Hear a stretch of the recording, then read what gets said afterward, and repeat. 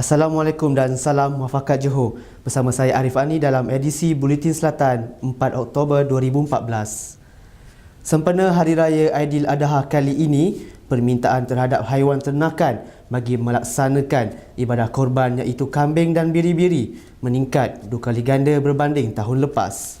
Pengarah urusan Osman Goat Farm Osman Chia Kuti berkata, permintaan tinggi terhadap haiwan ternakan itu antara lain disebabkan faktor kenaikan harga daging lembu baru-baru ini.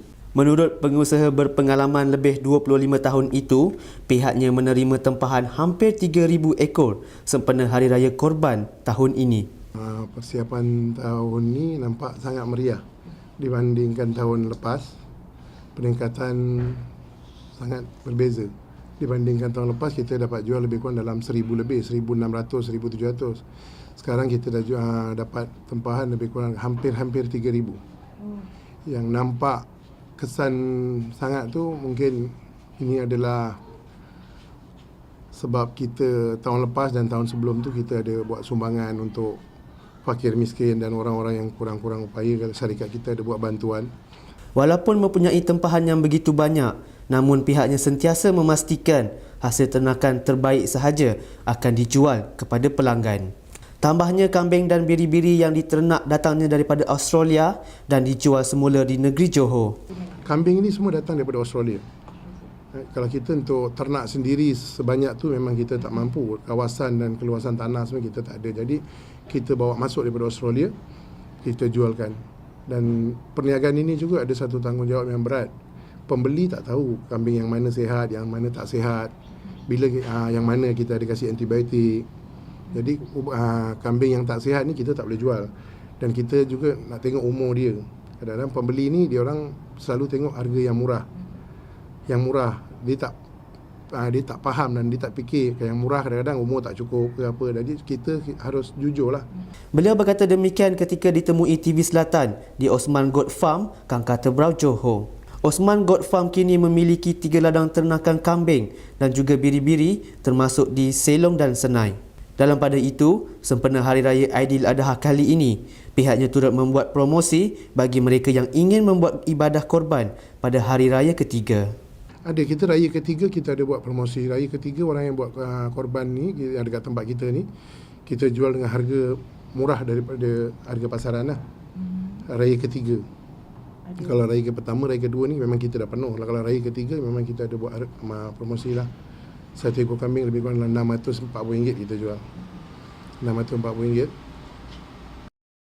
Sementara itu, Osman Goat Farm akan terus menjalankan promosi perniagaannya iaitu 1 ekor kambing berharga RM1 kepada anak-anak Johor yang lahir pada sambutan Maulidur Rasul. Promosi yang mula dilaksanakan pada sambutan yang lalu akan diteruskan selama 2 tahun berturut-turut. Beliau yang cuba membawa perbezaan menerusi perniagaannya turut melahirkan rasa bersyukur kerana dapat memberi sumbangan sebanyak 97 ekor kepada bayi-bayi tersebut di seluruh Johor. Salah satunya kita jual kambing 1 ekor RM1. 1 ekor RM1 tu pada bayi-bayi yang lahir di tanah Johor ni pada Maulidur Rasul, tarikh Maulidur Rasul. Bayi yang lahir pada Maulidur Rasul tu kita kekahkan dengan kambing harga RM1. Mungkin kesan-kesan daripada tu juga nampak sangat berkat perniagaan kita tahun ni, berbeza. Dan itu adalah janjian Tuhan. Kita kasih 1,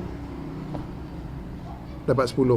Jadi kita sumbang lebih kurang dalam 97 ekor tu hari. Sangat kita sendiri terharu. Permulaan beliau dalam bidang penternakan kambing dan biri-biri secara komersial pada tahun 1989 bermula selepas mendapat kerjasama daripada Jabatan Veterina Daerah Johor Bahru. Ke berita tempatan lain. Kerajaan Negeri Johor disaran supaya menyelaraskan hari cuti mingguan bagi semua sektor awam dan swasta kepada Jumaat dan Sabtu bermula awal tahun depan. Ini berikutan perbezaan cuti berkenaan menyukarkan rakyat. Ketua Pergerakan Pemuda UMNO bahagian Johor Bahru, Syaiful Rizal Abdul Ghani berkata, pihaknya menerima pelbagai rumbutan daripada rakyat yang merasai kepayahan untuk menyesuaikan diri terhadap cuti mingguan yang dilaksanakan sekarang. Dalam satu kenyataan, beliau berkata rungutan terbaharu diterima daripada mereka yang bekerja di sektor swasta apabila cuti Hari Raya Aidiladha yang jatuh pada 5 Oktober iaitu hari Ahad tidak dibenarkan mendapat cuti ganti pada hari Isnin. Katanya situasi sama berlaku pada awal Ramadan lalu yang jatuh pada hari Ahad. Kebanyakan pekerja swasta ini tidak dapat cuti ganti pada hari Isnin, begitu juga pada hari Merdeka. Tambah beliau pihaknya sendiri merasai kesukaran itu. Ini terutama mereka yang bekerja dalam sektor swasta tetapi mempunyai anak-anak yang bersekolah sekaligus menyukarkan masa bersama keluarga. Seorang penarik kereta berusia 32 tahun ditemui mati dalam keadaan tertiarap di dalam sebuah kenderaan pelbagai guna MPV di tempat letak kenderaan Hospital Sultanah Aminah semalam. Menurut Timbalan Ketua Polis Daerah Johor Bahru Selatan, Superintendent Abdul Wahid Musa berkata, mangsa Asif Han Ayub ditemui orang awam kira-kira pukul 1.40 pagi. Menurut beliau, mangsa ditemui berseorangan dan berpakaian lengkap di dalam kenderaan yang berkunci serta kesemua tingkap ditutup rapat. Pihak polis akan menyiasat dari semua sudut berhubung kematian lelaki terbabit dan kes diklasifikasikan sebagai mati mengejut. Orang ramai yang mempunyai maklumat boleh menghubungi pihak polis di talian hotline 07 221 2999 atau ke Balai Polis berhampiran. Sebanyak 22,311 daripada keseluruhan 22,320 jemaah haji Malaysia berada di Tanah Suci untuk berwukuf pada Jumaat. Waktu wukuf bermula dengan tergelincirnya matahari, iaitu masuknya waktu Zuhur Jumaat dan berakhir sebelum terbitnya matahari, iaitu sebelum masuk waktu subuh Sabtu. Jemaah haji bergerak secara berperingkat dari pukul 6 petang untuk bermabit di Muzdalifah dan kesemua jemaah dijangka tiba di Muzdalifah sebelum 10 malam Jumaat. Jemaah akan berada di Mina awal pagi Sabtu hingga Selasa untuk melontar di ketiga-tiga jamrah sebelum berangkat balik ke Mekah untuk tawaf dan sa'i. Jemaah haji dijangka berlepas pulang mulai 10 Oktober ini.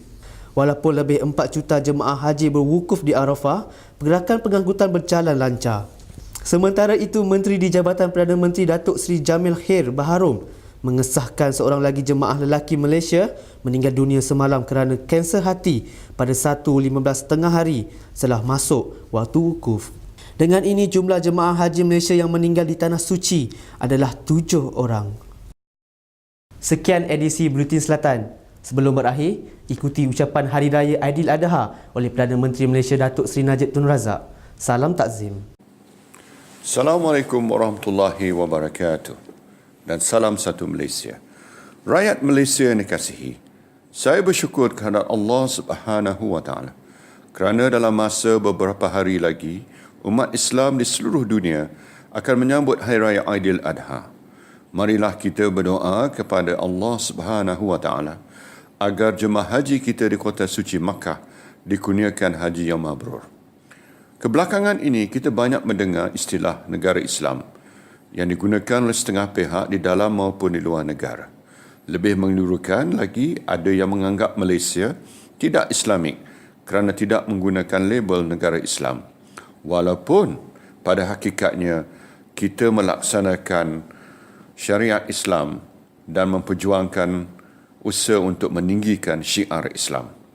Bagi memberikan gambaran yang lebih jelas tentang sejauh mana kita melaksanakan syariat Islam dalam pentadbiran negara, kerajaan akan memperkenalkan indeks maqasid syariah antarabangsa bermula Januari tahun hadapan.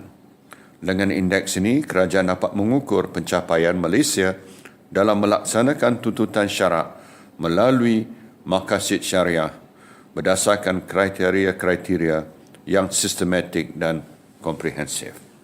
Sekian saja dari saya. Wassalamualaikum warahmatullahi wabarakatuh.